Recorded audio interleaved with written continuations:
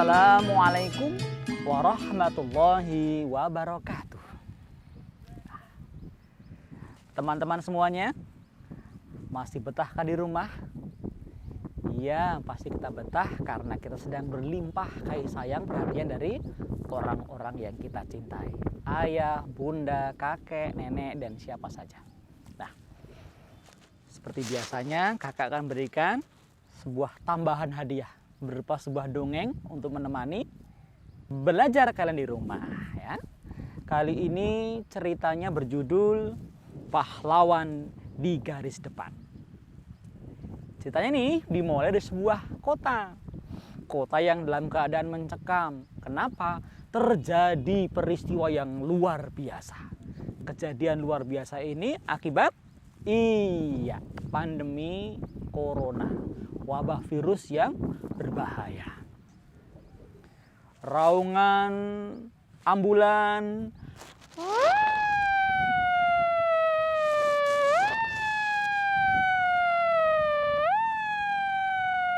antri silih berganti menuju ke ruangan gawat darurat membawa pasien yang terkena penyakit itu. Ada yang menggunakan helikopter di pedalaman-pedalaman, mendarat di helipad sebuah rumah sakit pula. Nah, disambut oleh para dokter, suster atau perawat, petugas rumah sakit, dan juga petugas kebersihan serta rohaniawannya. Mereka diperiksa, dideteksi, didiagnosa apakah benar terkena atau terpapar penyakit itu. Dokter, rasanya sudah tidak kuat lagi, dokter. Seorang kakek-kakek yang payah. Keadaannya sangat payah. Sudah lama ia menderita penyakit bronkitis atau penyakit paru-parunya. Dan orang seperti ini sangat mudah terkena penyakit baru namanya COVID-19 itu. Coba mendekat. Dokter pun mengambil stetoskop, didengarkan detak jantungnya. Didengarkan gemuruh paru-paru yang ada dalam badannya. Apa yang kakek rasakan? Rasanya tersumbat kerongkongan tenggorokanku. Berat di pernafasan. Terus kepala sakit. Sudah berapa lama? Sudah seminggu, dokter. Duh. Terus ingus nggak begitu banyak. Batunya kering menyiksa. Oh begitu ya. Seminggu kek? Iya. Kemudian diambil sampel dari ludahnya. Kemudian diperiksa. Dan ternyata kakek ini benar-benar mengidap COVID-19.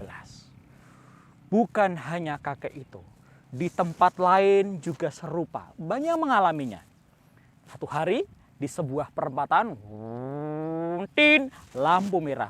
Sebelum lampu merah menyala, ada sebuah kendaraan melaju cepat. Rupanya sebuah kendaraan di luar daerah. Dan di sampingnya ada seorang tukang ojek online nih, dengan jaket khasnya, warna khas kebanggaannya. Dia berjalan lambat-lambat karena sopirnya atau tukang ojeknya sedang tidak konsentrasi. Kenapa? Penumpang sepi, anaknya banyak, kemudian kebutuhan meningkat, pendapatannya sangat menipis. Ketika ia berjalan kurang konsentrasi, mobil di sampingnya tadi menurunkan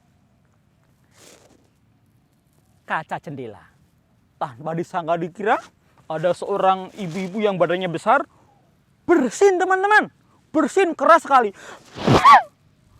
Dan bersinnya itu ditutup mulutnya dengan sebuah tisu.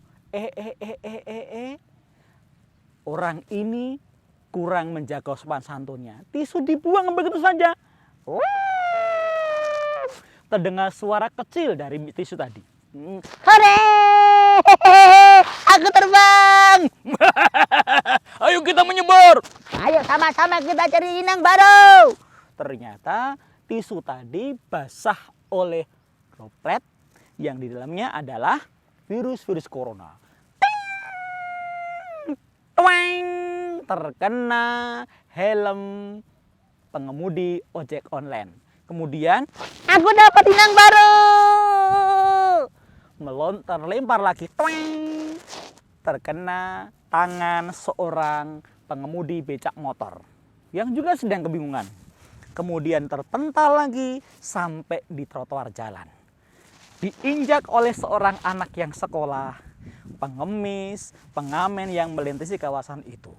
Nah, rupanya hari itu satu tisu membawa jutaan virus yang menular ke pengojek online, tukang becak motor, anak-anak yang lewat, pedagang asongan, dan hari berikutnya para dokter, para suster, para petugas kesehatan, perawat, atau petugas rumah sakit mendapatkan jumlah pasien yang semakin banyak.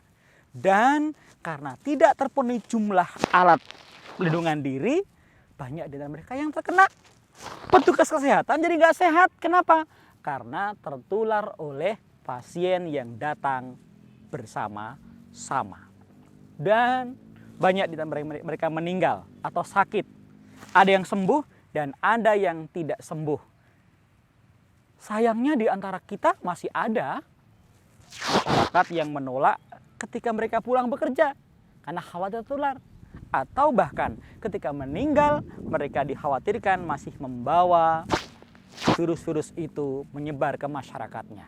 Sebuah pendapat, anggapan yang tidak didasarkan ilmu sama sekali. Tetapi para dokter ini dan para stafnya berjuang di garis depan sebagai pahlawan. Pantang menyerah. Siapkan diri mereka jiwa dan raga. Meninggalkan keluarga dan kesenangan. Demi apa? Menyelamatkan kita semua. Ternyata pahlawan bukan hanya angkat senjata, menumpas pemberontak, tapi juga menyelamatkan jiwa-jiwa masyarakat yang sedang terancam oleh virus corona di antaranya. Jangan lupa, di rumah kita beribadah dan berdoa. Semoga para dokter, para perawat, petugas rumah sakit, kesehatan, kru ambulan, dan para penolong lainnya, polisi, tentara, tim kesehatan, semuanya diselamatkan Allah, dijaga, dan mereka dapat terselamatkan dari bahaya virus ini, bisa kembali sehat dan berkumpul dengan keluarganya. Amin ya Rabbal Alamin. Semoga ada manfaatnya ya. Assalamualaikum warahmatullahi wabarakatuh. Neng omah wae yo, nganti tekan ilang virusé.